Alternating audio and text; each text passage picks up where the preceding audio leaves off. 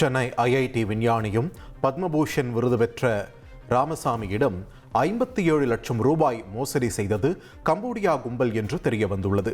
சென்னையில் வசித்து வரும் மத்திய அரசின் முன்னாள் செயலாளர் ராமசாமி என்பவருக்கு வந்த அழைப்பில் தொலைபேசி ஒழுங்குமுறை ஆணையத்தில் இருந்து பேசுவதாகவும் சட்டவிரோத சிம் கார்டு வாங்கி நூதன மோசடி செய்துள்ளதால் உடனடியாக டெல்லி காவல் நிலையத்தில் முன்னிலையாகுமாறும் கூறியுள்ளார்.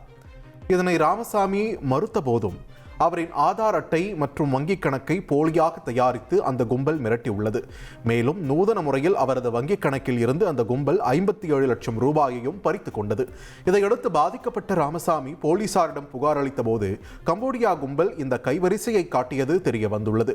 இதுகுறித்து போலீசார் விசாரணையை முடுக்கிவிட்டுள்ளனர். தஞ்சை மாவட்ட சம்பா தாளடி நெற்பயிர்களுக்கு தேவையான 1300 டன் உரங்கள் சரக்கு ரயில் மூலம் தூத்துக்குடியில் இருந்து கொண்டு வரப்பட்டது. இதைத் தொடர்ந்து லாரிகளில் ஏற்றப்பட்ட உரங்கள் கூட்டுறவு சங்கங்கள் மற்றும் தனியார் விற்பனை கடைகளுக்கு அனுப்பி வைக்கப்பட்டது.